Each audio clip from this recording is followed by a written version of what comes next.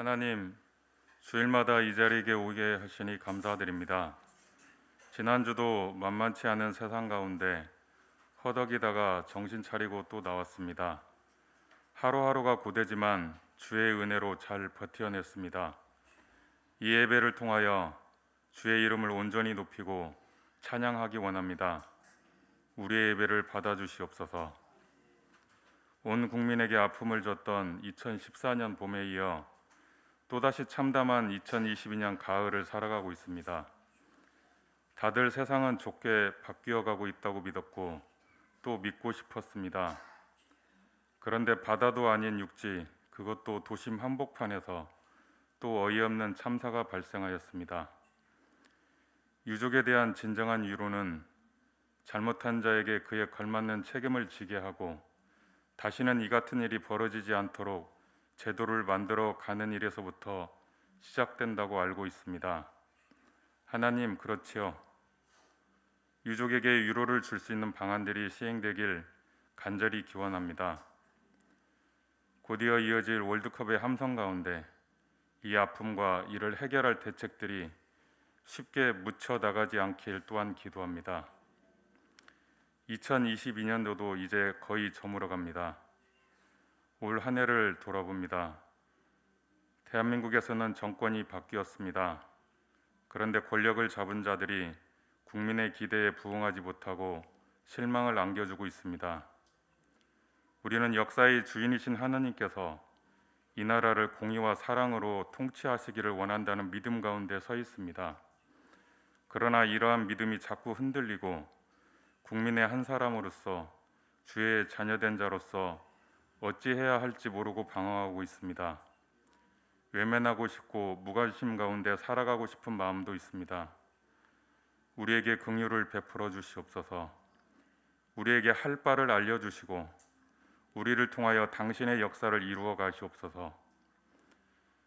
러시아가 우크라이나를 침공한 지 9개월이 되어가고 있습니다. 세상은 평화를 원하고 있지만 전쟁은 끝날 기미가 보이지 않습니다. 우크라이나와 유럽의 추운 겨울이 닥쳐오고 있습니다. 그 땅에 긍휼을 베풀어 주시고 하나님께서 개입하여 전쟁을 종식시켜 주시옵소서.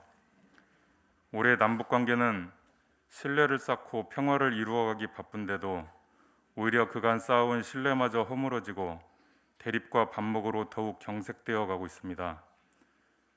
하나님, 언제까지 이 땅을 이리 두시렵니까? 이 땅에 진정한 평화가 도래할 수 있도록 역사하시옵소서. 다가올 추운 겨울을 이겨낼 수 있도록 북한 땅에 은혜를 베풀어 주시옵소서. 코로나는 이제 일상이 되어 우리와 함께 살아가고 있습니다. 기후위기도 점차 심화되어 가고 있음을 느낍니다. 이러한 코로나와 기후위기를 발생하게 한 것은 나 자신이고 나 자신의 탐욕과 무절제 그리고 편리함을 추구하는 본성에서부터 나온 것임을 고백합니다. 회개하고 돌이키게 하시옵소서. 다드림은 은혜 가운데 한 해를 마무리하며 2023년을 준비하고 있습니다. 얼마 전 주의 은혜로 새로운 일꾼들도 선출되었습니다. 하나님께서 이 시대에 다드림을 통하여 당신의 역사를 일부분만이라도 이루어갈 수 있었으면 좋겠습니다. 그렇게 쓰임받기에 부족함 없는 우리 공동체가 되기를 간절히 기원합니다.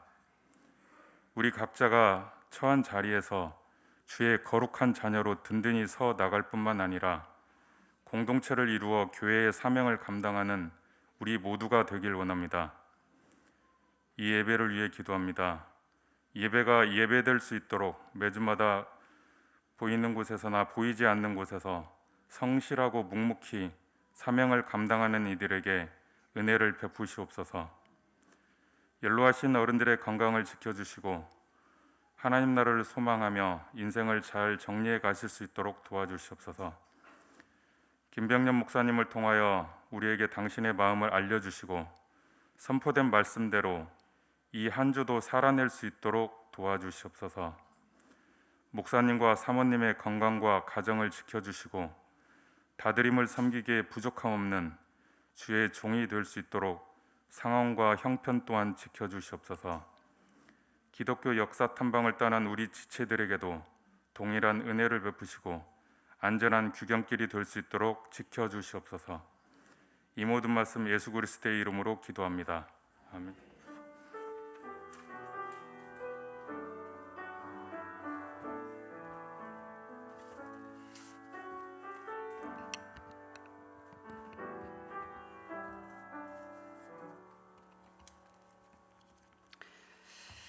교회 소식을 전하도록 하겠습니다. 다시 한번 전후 좌우를 보면서 함께 인사하겠습니다. 반갑습니다.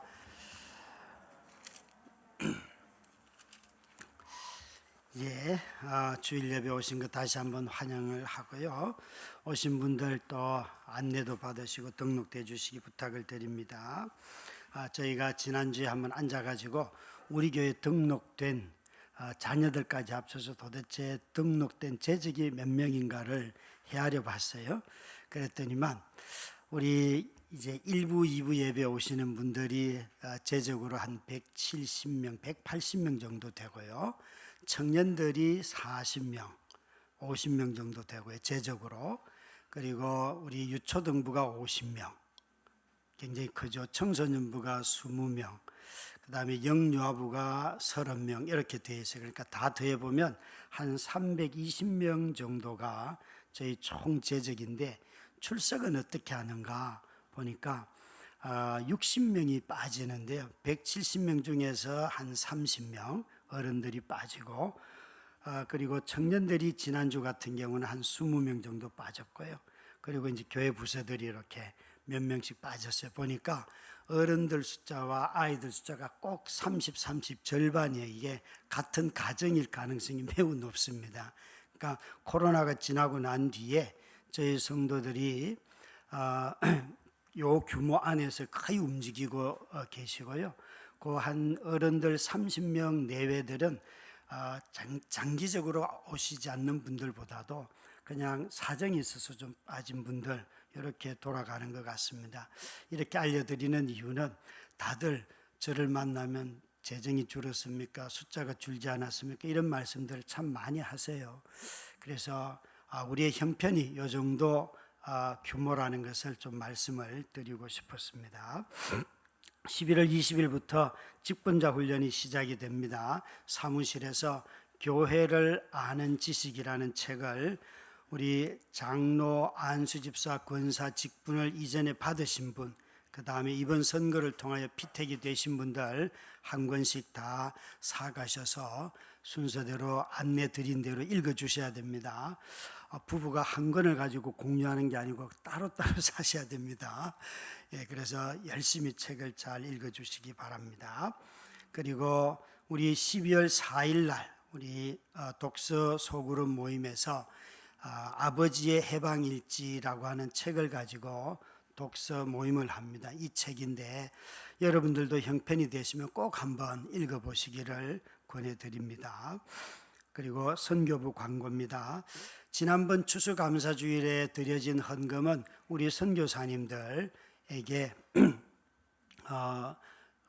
추수감사주일 헌금을 선교사님들에게 두 가정에게 나누어서 형편에 따라서 후원을 해드렸고요.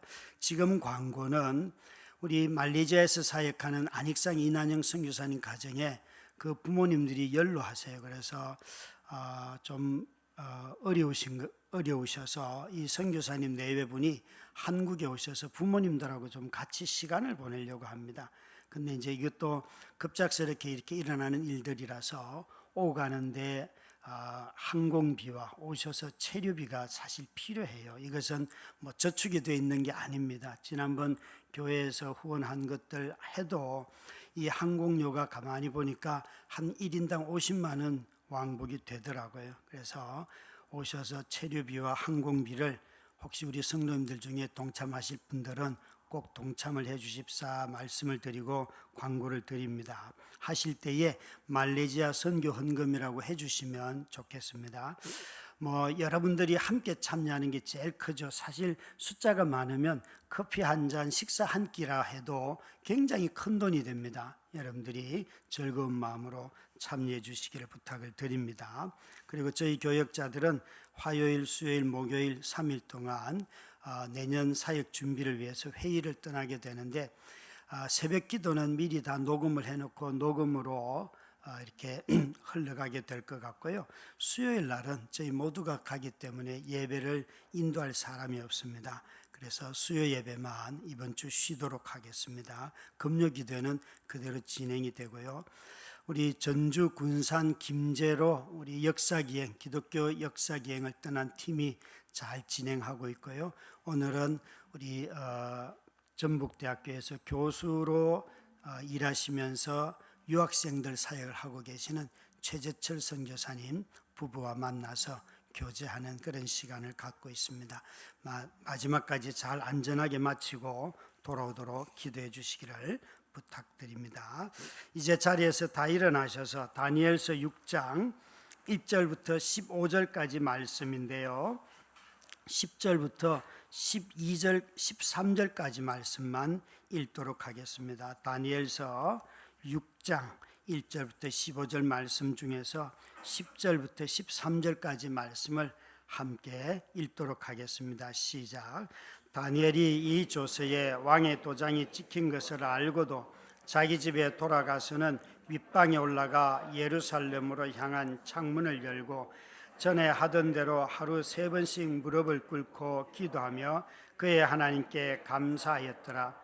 그 무리들이 모여서 다니엘이 자기 하나님 앞에 기도하며 간구하는 것을 발견하고 이에 그들이 나아가서 왕의 금령에 관하여 왕께 아뢰되 왕이여, 왕이 이미 금령에 왕의 도장을 찍어서 이제부터 30일 동안에는 누구든지 왕 외에 어떤 신에게나 사람에게 구하면 사자굴에 던져 넣기로 하지 아니하였나이까 하니 왕이 대답하여 이르되 이 일이 확실하니 메대와 바사에 고치지 못하는 규례니라 하는지라. 그들이 왕 앞에서 말하여 이르되 왕이여, 사로잡혀 온 유다 자손 중에 다니엘이 왕과 왕의 도장이 찍힌 금령을 존중하지 아니하고 하루 3번씩 기도하나이다 하니 아멘.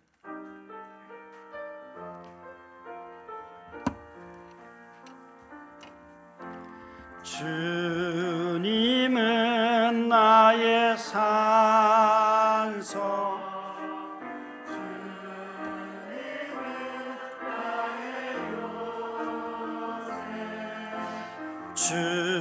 주님은 나의 소망 나의 힘이 되신 여호와 주님은 나의 산소 주님은 나의 요새 주님은 나의 소망 나의 힘이 되신 여호와. 아버지 하나님, 우리는 두려움이 참 많습니다. 실직에 대한 두려움으로 아픈 신음조차 삼키며 일하는, 또 성실하게 수고해도 부족한 생활비를 두려워하며 조용히 굶기도 합니다. 그러나 주님, 더 큰 두려움은 겨우 버티는 나의 일상을 한순간에 파괴하는 불시의 재난을 당하지 않을까 염려합니다. 주여, 우리의 염려를 거두어 주시옵소서. 우리에게 믿음을 주셔서 하나님의 공급하심을 믿게 하시고 노동하는 즐거움을 회복하게 하시며 정당한 대가를 지불하는 법을 배우게 하여 주시옵소서. 12구 참사로 흘리는 유가족들과 국민들의 눈물을 닦아주시고 이런 사고가 재발하지 않도록 시설을 확충하고 적절한 인력을 배치할 수 있는 행정당국이 되게 하여 주시옵소서. 수능시험을 맞이하는 우리 자녀들을 지혜롭게 하시고 모든 여정을 성실하게 감당하게 하옵소서. 결혼한 부부들, 싱글로 살아가는 이들, 돌싱맘을 기억하시고 저들을 위로하여 주옵소서. 주님, 주변의 공황장애, 우울증, 노환과 암으로 투병하는 이들을 위로하시고 그 고통으로부터 벗어나게 하여 주시옵소서. 예수님 이름으로 간절히 기도드렸습니다. 아멘. 자리에 다 앉으시겠습니다.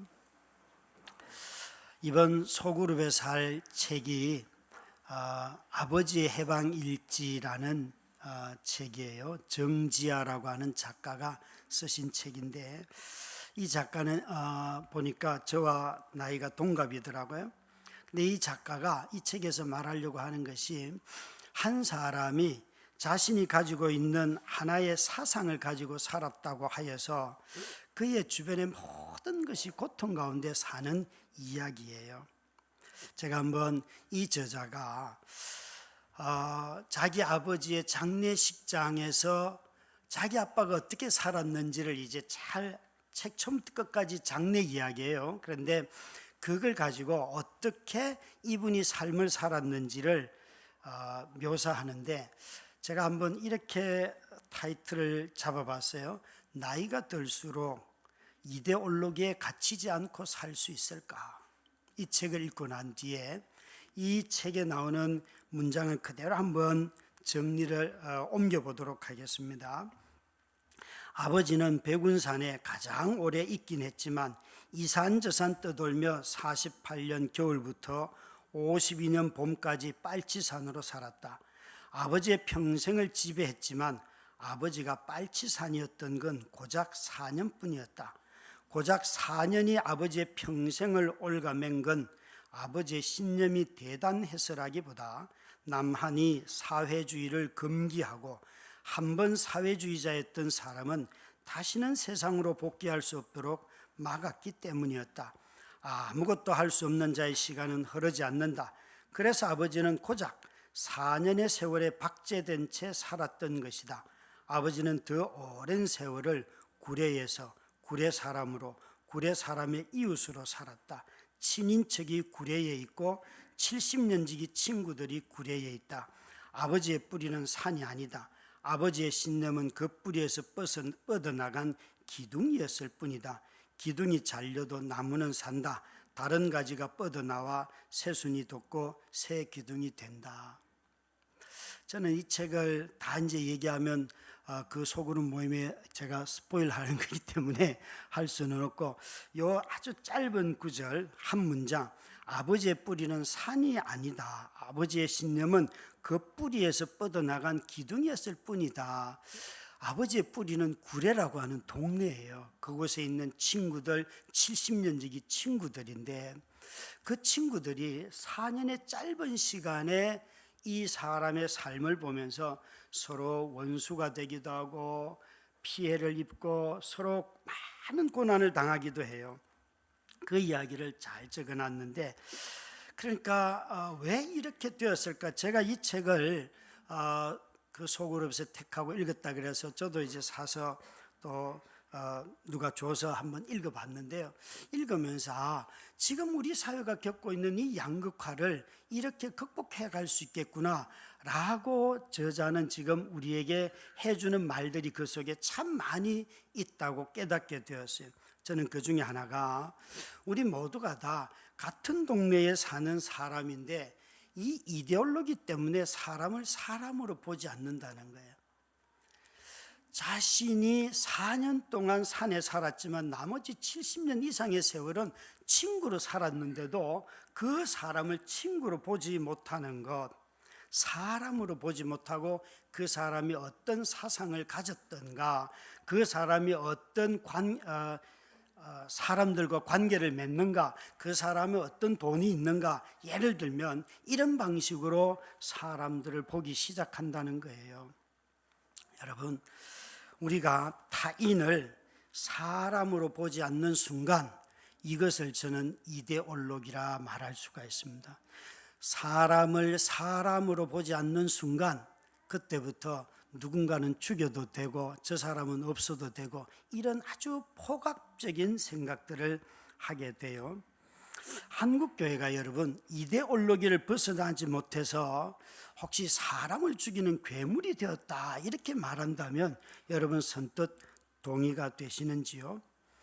6.25 사변을 경험한 분들 중에는 여전히 반공 이데올로기에 갇혀서 벗어나지 못하고 살아갑니다.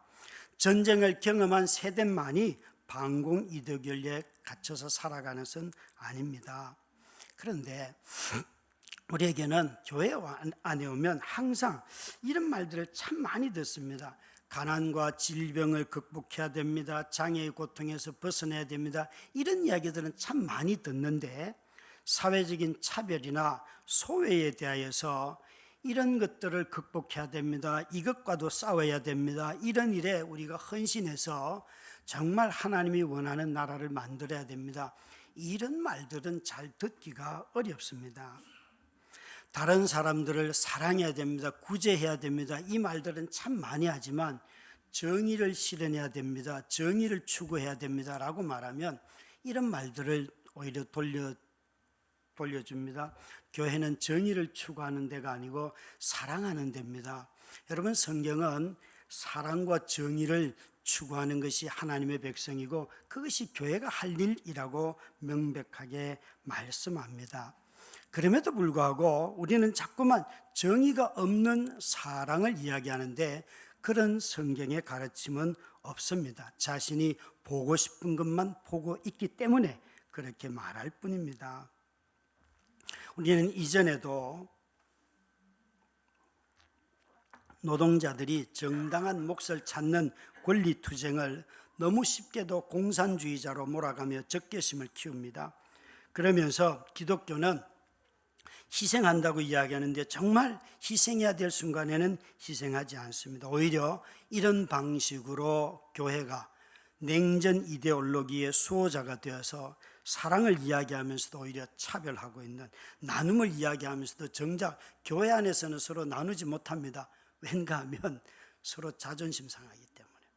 공동체가 서로 신뢰하고 사랑의 관계가 있을 때에 교회 안에서 나누는 것이 자유로워지는데 교회의 나눔을 보면 저 멀리 있는 사람들에게 먼저 합니다.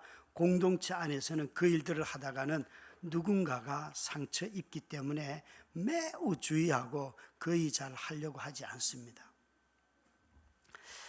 여러분, 정말 우리들이 살아가면서 나이가 들수록 이런 내 삶에 내가 취하며 살아오는 이데올로기들을 극복하실 수 있겠습니까? 나이가 들수록 오히려 이데올로기에 갇히지 않고 정말 우리가 하나님의 뜻에 순종하면서 매일매일 살아가실 수 있겠습니까? 오늘 읽은 본문에 나오는 다니엘의 나이는 90살이 넘었습니다. 90살이 넘었습니다. 이 다니엘의 삶을 보면 그 반대하는 나머지 2명의 총리가 다니엘을 모함해서 그를 실각시키려고 했는데 그의 삶을 돌아보니까 흠잡을 데가 없는 거예요. 그래서 이런 흠잡을 데 없는 사람의 삶, 그것을 성경의 말로 한다면 성령 충만한 사람이라 성경은 그렇게 말하죠. 그래서 이 다니엘은 나이가 90살이 되었는데도 불구하고 나이가 들수록, 나이가 들어도 성령 충만한 자신의 삶을 살아가는데 그 다니엘이 이 삶이 바벨론과 페르시아 제국이 바뀌었습니다. 느부갓네살 왕에게 잡혀와서 그가 청소년 때 잡혀와서 살다가 이제 오늘 다리오 왕의 시대입니다. 이것은 바벨론에서 페르시아 제국으로 제국이 바뀌었습니다. 왕이 바뀌었습니다. 다니엘이 계속 총리로 있었던 것은 아닙니다. 그가 총리이었다가 또 실각했다가 5장에도 보면 벨사살 왕이 어떤 환상을 봤을 때에 그런 지혜자가 옛날에 있었습니다라고 찾아옵니다. 그러니까 총리가 아니었었어요. 그러니까 총리로 등극해서 일을 할 때도 있었고 잊혀질 때도 있었는데 이 다니엘을 다시 불러내서 그가 요청을 할 때 보면 다니엘은 그때도 지혜가 충만한 사람이고 그 다음의 왕이 다리오 왕입니다. 이 페르시아 제국으로 넘어가는 이 다리오 왕이 다니엘을 불러내서 자기 나라의 아주 3명의 통치자 중에 한 사람으로 세우지요. 3절 4절을 보면 다니엘을 고레스 다리오 왕이 다니엘을 어떻게 세우는가를 한번 보시기 바랍니다. 3절 4절 말씀을 함께 읽겠습니다. 시작. 다니엘은 마음이 민첩하여 총리들과 고관들 위에 뛰어나므로 왕이 그를 세워 전국을 다스리게 한지라.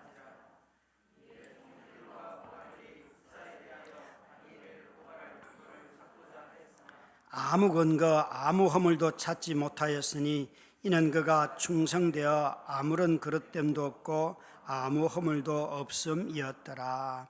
아멘.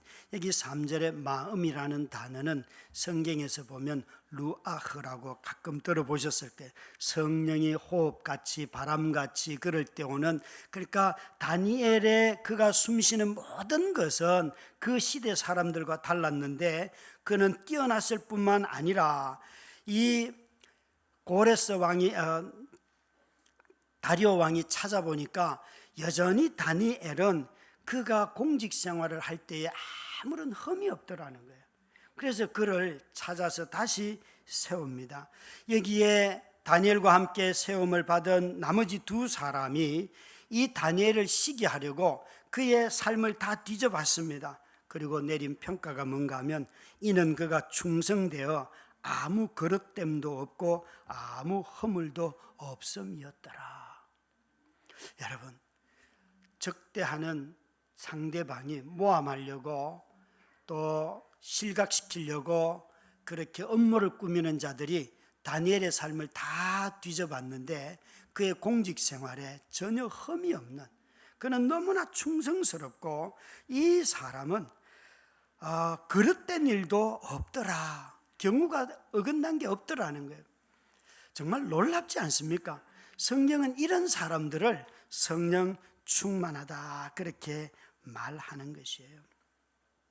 느부갓네살 시대의 총리가 되었던 이 사람이었지만 허물이 없어요. 부정부패가 없는 사람이 바로 다니엘이었어요. 자신을 모함할 사람들이 봐도 불법이 없는 사람, 도대체 무엇을 가지고 이 허물을 찾을 수가 없는 사람이 다니엘이라는 것이죠. 그의 나이가 벌써 90이 넘었다고 했어요. 여러분, 하나님이 사용하시는데 나이는 전혀 걸림돌이 되지 않습니다. 지난번 우리 장로 선거를 할 때에 어느 집사님이 목사님 제 나이가 60이 훌쩍 넘었습니다. 제가 뭘 그러더라고요. 아무 상관없습니다. 하나님 쓰십니다. 또 어떤 권사님 되신 분들은 40살이 된 분들이 있어요. 목사님 나 같은 어린애를 그러면서 막 그러더라고요. 그래서 아무 상관없습니다. 40이든 뭐 70이 됐든 하나님이 쓰시는데 나이는 아무 상관이 없는데, 나이도 상관없고 지식도 상관이 없고 재정 형편도 상관이 없고, 여러분 하나님 쓰시는데 아무 상관이 없어요. 하나님은 단 하나가 상관이 있어요. 나이는 하나님이 쓰시는데 아무런 장벽이 아니지만 성격은 하나님이 쓰시는데 장벽이 돼요. 성질은요. 그 사람의 삶은, 그 사람이 살아온 삶은 뭐 나이가 많든 돈이 있든 없든 아프든 건강하든 아무 상관이 없지만, 하나님은 뭐 남자든 여자든 상관없지만 적어도 하나님은 그의 삶은 보신단 말이죠.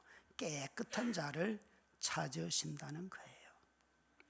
사랑하는 우리 성도 여러분, 저와 여러분이 우리 자신의 어떤 형편을 탓하고 내 자신의 능력을 탓하고 그런 거 좀 내려놓고 하나님 앞에 누가 보든 안 보든, 아니 여기 있는 다니엘처럼 그가 유다인으로 살 때도 그랬고 페르시아의 지배를 받을 때도 바벨론의 지배를 받을 때도 총리일 때도 총리가 아닐 때도 다니엘은 혼자 있을 때도 친구들하고 함께 있을 때도 자신을 깨끗하게 하나님 앞에 드리려고 애를 쓴 사람이에요.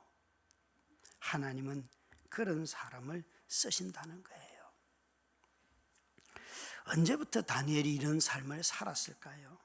다니엘이 언제부터 거룩한 삶을 살았을까요?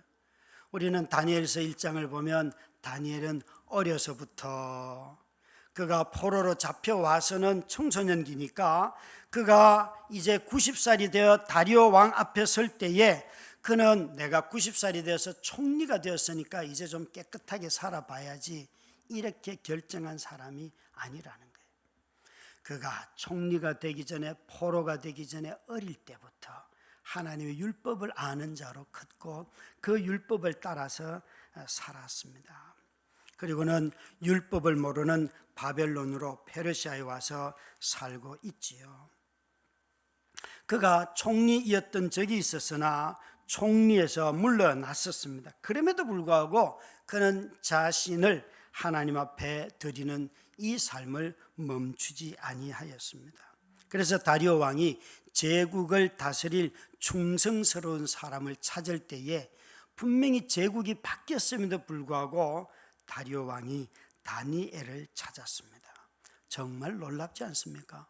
이전에 제국의 왕도 다니엘을 썼는데 이제 새로운 제국의 왕도 다니엘을 찾았다는 거죠. 이런 점이 다니엘에 있어서 참 위대한 점이죠.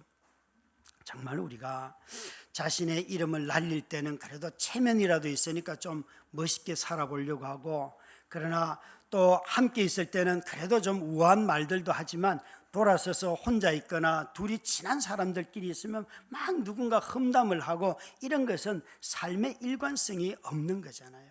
그건 성도의 삶이 아니잖아요. 공직에 있을 때의 사익을 쫓지 아니하고 그때도 내가 사익이 될 만한 것들은 언제든지 내려놓고 겸손하게 내가 이건 할 것이 아니다 라고 말하는 것이 성령이 충만한 사람이죠. 내가 공직에 있다면 어떤 고급 정보를 이용해 가지고 끊임없이 자기의 부와 재산을 늘려가는 수많은 공직자들의 이야기를 우리는 자주 보고 있지 않습니까? 정말 그런 모든 것들을 보면서 그것은 성령이 충만한 게 아니라는 것이에요. 성령이 충만한 사람은 나이가 들든지 나이가 어리든지 직책이 변경이 되든지 제국이 바뀌든지 내가 공직자이든지 아니든지 간에 언제나 하나님의 성품을 따라 살려고 애를 쓴다는 거예요. 그래서 다니엘을 보고 다리오와 그 나머지 총리와 다니엘을 모함하려고 하는 모든 관리들이 다니엘을 한마디로 말하면 그는 율법이 아니고서는 흠을 잡을 것이 없다. 그것도 유대인의 율법이 아니에요. 자기 나라의 조례를 바꾸어서 이제 한 달 동안 30일 동안 우리 다리오 왕에게 기도하는 것 외에 누구에게도 어떤 신에게도 기도하지 못하도록 하자, 없는 조례를 만들었어요. 참 놀라운 이야기죠. 저는 다니엘서를 볼 때 무슨 성공의 모델로 보기 전에 이런 다니엘의 삶을 자녀들에게 가르치고 우리 자신들이 본받으려고 애를 써야겠지요. 한번 7절 8절 한번 보시겠습니까? 함께 읽도록 하겠습니다. 시작. 나라의 모든 총리와 지사와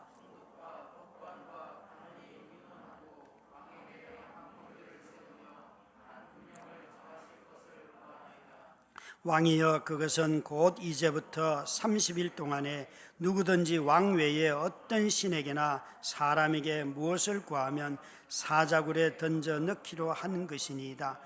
그런즉 왕이여, 원하건대 금령을 세우시고 그 조서에 왕의 도장을 찍어 메대와 바사에 고치지 아니하는 규례를 따라 그것을 다시 고치지 못하게 하옵소서 하매. 여기 2명의 총리와 관원들과 지사와 총독과 법관들이 다니엘을 옥에 가두기 위하여서 사자굴에 던져넣기 위하여서 다리오 왕에게 제안한 게 뭡니까? 30일 동안만 기도를 못하게 하는 것. 모든 평생 기도 못하게 한 게 아닙니다. 그냥 30일 동안만. 한번 생각을 해보십시오, 여러분. 아마 우리 중에는 30년 예수를 믿어도 목사님 저는 기도 못합니다, 그런 분들 계세요. 정말 부끄러운 이야기죠, 그죠? 기도할 줄 알아야죠. 30년을 교회 다녔으면. 근데 여기 여러분, 다니엘은 30일 기도 금지령을 내리니까 아마 이 법령을 세우는 사람들은 무슨 생각을 하며 30일을 세웠을까요? 30일 중에 하루는 걸리겠지. 혹시 그런 생각 안 했을까요? 그런데 다니엘에게는 30일이 아니라 하루도 견딜 수 없는 사람이에요. 이런 금령이 있다는 걸 알고도 여러분 바로 10절에 가면 다니엘이 퇴근하자마자 바로 기도하러 올라갑니다. 우리는 있잖아요. 30일 기도하지 말라 그러면 일단 감사해요. 내가 30일 기도 안 하고 3년 기도 안 해도 사는데 아무 지장 없는데 그럴 수 있어요. 그런데 여기에 다니엘은 그가 기도를 하지 말라는 이 말을 어떻게 이해했는가가 중요해요. 기도 만능주의자가 아니에요, 다니엘이. 다니엘은 이전에도 기도 많이 했죠. 그냥 30일 동안 기도 안 해도 그동안 해온 게 있기 때문에 그걸로 퉁칠 수도 있어요. 그런데 다니엘은 이 규칙을 뭘로 받아들인 거예요? 다리오 왕이 자기가 왕이고 자기가 통치자고 자기가 주인이라고 말하는 거구나. 나는 한순간이라도 하나님이 비록 내가 노예로 잡혀와 있고 패배한 국가의 종으로 또 승리한 국가의 종으로 내가 살고 있지만 당신이 왕인 건 맞지만 당신을 통치하는 분이 계시는데 그분은 하나님이십니다. 나는 한순간도 이 하나님의 왕대심을 내려놓을 수 없습니다. 그는 이 고백을 하는 것이에요. 얼마나 다니엘이 삶의 영역에 신실하게 살았으면 이런 유대인의 율법도 아닌 자기 나라의 왕의 조례를 통하여서 다니엘을 올가매려고 합니까? 원수들은 다니엘이 분명히 30일 하면 걸리겠지 했지만 다니엘은 바로 그 다음날 걸립니다. 그가 기도를 쉬지 아니하였기 때문에 그렇습니다. 사랑하는 우리 성도 여러분, 저와 여러분은 세상에서 어떤 법을 만들 때에 또 어떤 규칙을 만들 때에 그 규칙이 무엇을 의미하는지를 좀 곰곰이 생각해보고 그것을 수용할 것인지 말 것인지 아마 생각해야 되리라고 봅니다. 다니엘은 그냥 단지 기도의 문제가 아니었어요. 그는 이 규례를 어기면 어떤 일이 벌어질지 다 알고 있음에도 불구하고 다니엘은 이 기도를 멈추지 아니하였습니다. 왜 그랬을까요? 10절부터 11절 말씀을 한번 보시겠습니다. 같이 읽습니다. 시작. 다니엘이 이 조서에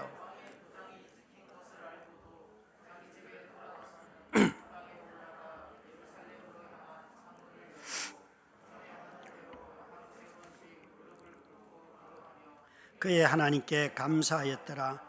그 무리들이 모여서 다니엘이 자기 하나님 앞에 기도하며 간구하는 것을 발견하고, 여기에 다니엘은 분명히 자기도 총리였으니까 회의를 하면서 이 조항은 안 됩니다 논쟁을 했을 수도 있겠죠.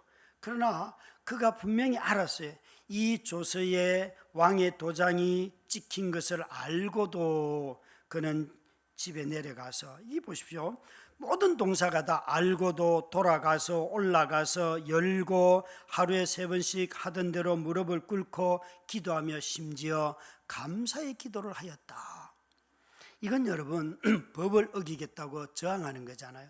다니엘은 법령을 바꾸지는 않았지만, 바꿀 수 없었지만 그는 기도로 저항을 선택하였어요. 그것도 사람들이 다 알 수 있도록 자기가 늘 기도하는 가장 높은, 집에서 가장 높은 곳에 올라가서 창문을 다 열어놓고 닫고 할 수도 있잖아요, 그죠? 그가 늘 하던 대로 그냥 열어놓고, 그리고 심지어 기도가 감사의 기도예요. 이게 여러분 감사가 되세요? 내가 사자의 밥이 될 것인데, 내가 이 기도하면 죽을 것인데, 저 고발자들이 다 지켜보고 있는데. 근데 여러분, 다니엘은 뭘 감사했을까요? 90이 넘은 이 사람이 도대체 뭘 감사했을까? 이것 하면 이제 나는 사자굴에 던져져서 죽임을 당할 거야. 여러분, 그러면 울고불고 살려달라고 기도해야 되지 않겠어요? 좀 90쯤 되었으면, 믿음으로 살았으면, 저는 이런 생각이 들어요. 다니엘이 감사의 기도를 했는데, 하나님, 나를 90살까지 살려준 게 너무 감사해요. 이제 죽어도 돼요. 그런 기도를 했을 것 같아요. 또 뿐만 아니라, 하나님, 내가 예전에 느부갓네살 왕 앞에서도 총리가 되었고 벨사살에게도 잠시 나가서 지혜를 가지고 그 해석을 했고, 이제 다리오 왕까지 하나님 나를 또 써주셔서 너무 고마워요. 이제 그냥 죽어도 돼요. 뭐 이런 기도들. 사자굴에 던져진다는 사실을 알고 그걸 피하는 기도가 아니라 감사의 기도예요. 우리의 기도가 이런 담력이 있으려고 하면 우리 자신의 삶이 거룩해야 합니다.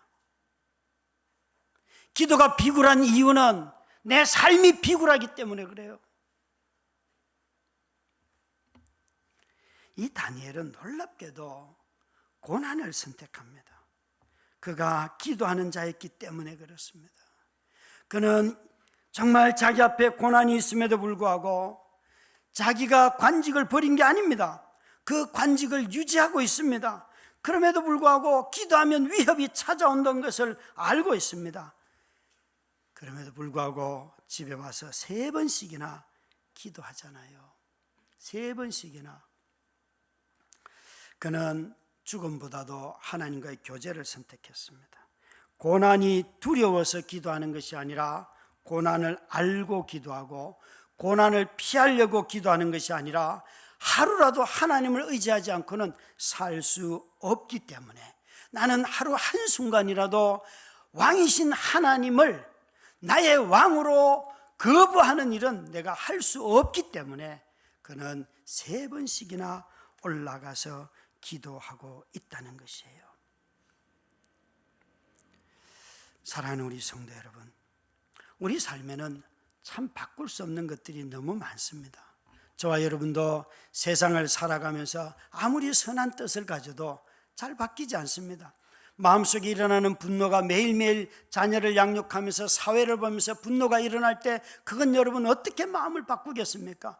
다니엘은 3번 기도했다는데 우리는 매 시간마다 기도해야 될지도 모릅니다. 하나님, 내 마음의 분노를 다스려 주시고 나로 이 마음을 순전하게 하여 주시옵소서.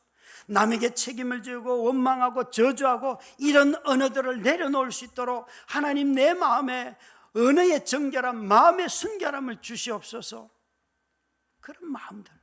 그래서 어쩌면 우리는 하루 3번이 아니라 계속 반복하면서 기도해야 될지도 모릅니다. 우리는 바꿀 수 없다고 쉽게 포기하는 것들이 너무 많습니다. 우리는 너무나 우리 삶에 있어서 이 다니엘처럼 당당하게 바꿀 수 없을 때에 그 일을, 그 규례로 말미암아 내가 어려움을 당하여도 자신의 집 가장 높은 곳에서 누구든지 다 볼 수 있도록 문을 열고 하나님 앞에 자신의 기도를 드린다는 거예요. 여러분, 우리가 헌신하면 세상이 변합니까? 저는 이런 걸 잘 믿지 않습니다. 목사가 설교하면 사람이 변한다. 만약 변했으면 세상은 좋아져야 되고 공릉동은 변했어야 돼요.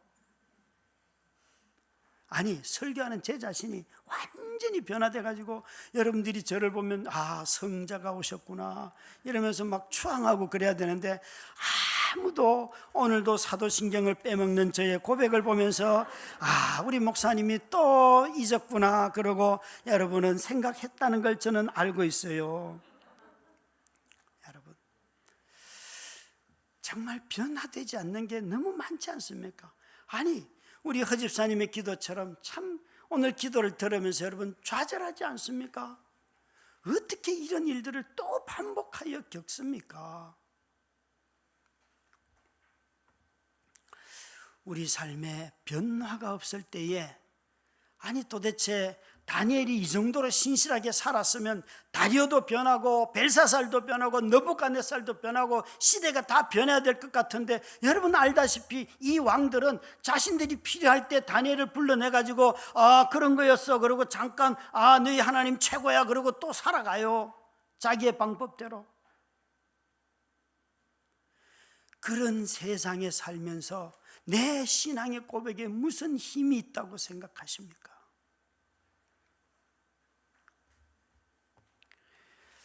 데이비드 헌트가 쓴 기독교는 세상을 어떻게 변화시켰는가, 제가 여러 번 아마 언급한 책에 왠가 하면 이 책이 오늘날 한국 사회에 또 미국 사회에 미국의 기독교 좌파 우파들에게 던져주는 메시지가 너무나 크기 때문에 자꾸 언급을 합니다. 그는 이렇게 예를 듭니다. 미국의 기독교 우파들은 동성애를 반대하고 낙태를 금지하고 무기 소지를 합법화시키는 것을 지지하고, 그래서 이 모든 것들을 싸움을 정치적인 영역에서 법을 만들어서 했다는 것이에요.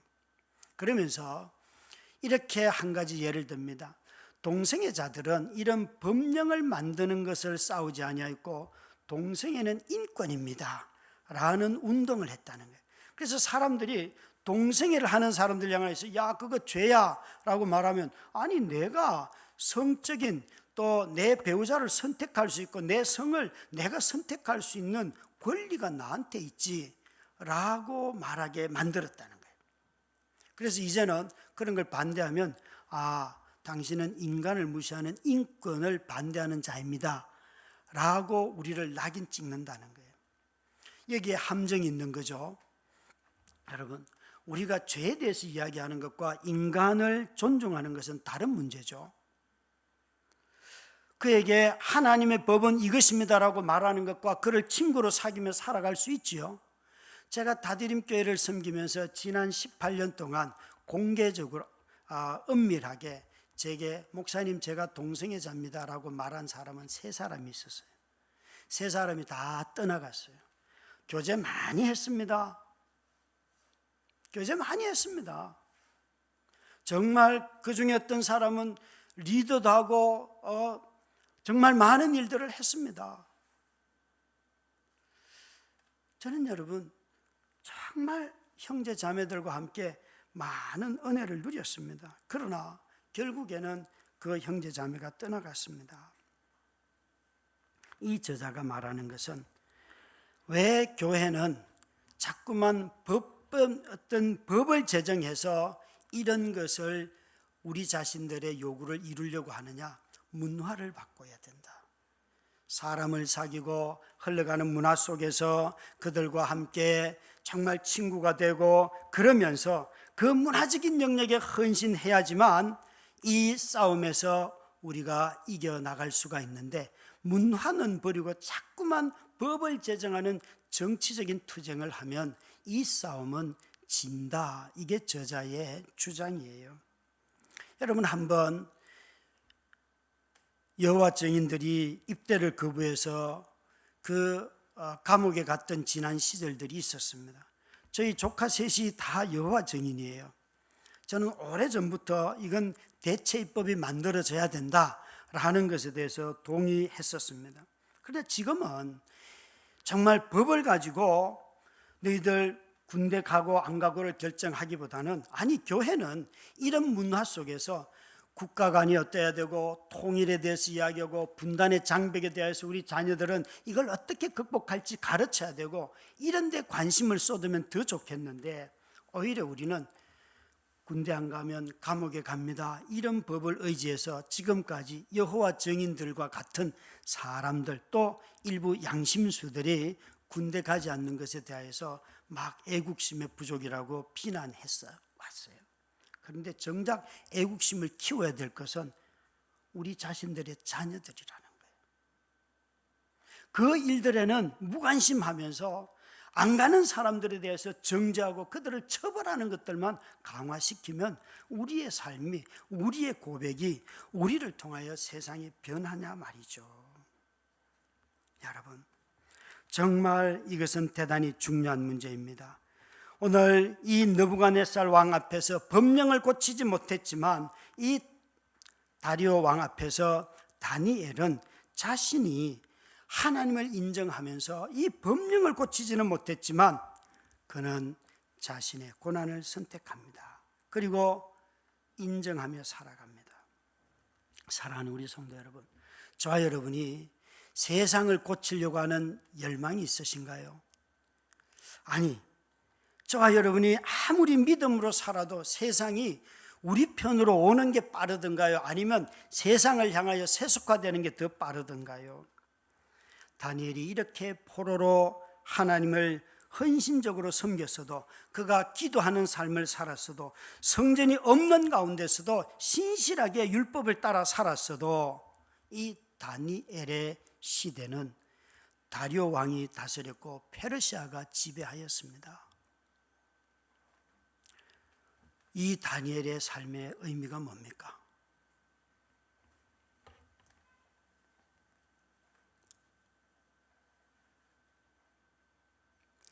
저는 참으로 법제정을 통하여서 신앙을 지키려고 하는 것이 아니라 매일매일 정말 어쩌면 무기력하고 그리고 내가 헌신해도 누구도 변하지 않을 것 같은 그 세상 속에서도 아니야, 하나님이 계셔. 그리고 마땅히 그 법에 어긋나서 희생해야 된다면 희생하는, 그래서 예수님의 표현대로 한다면 자신을 사랑으로 헌신하는 사람들. 자꾸 교회가 세상에 영향력을 끼치려고 하니까 권력을 잡으려고 해요. 권력의 손을 잡는 순간 교회는 부패했습니다. 영향력을 포기하고 묵묵히 우리의 고백을 따라서 살아가는 것. 좀 세상에 있는 어떤 것들을 법을 통하여 제정해서 고치려고 하지 않고 그것은 그 법에 종사하고 그 일을 하는 사람들이 해야 할 일들이고 나머지 모든 성도들은 묵묵히 자신의 영역에서 영향력을 끼치려고 하는 것이 아니라 하나님의 법을 따라서 신실하게 삶을 살아가는 것.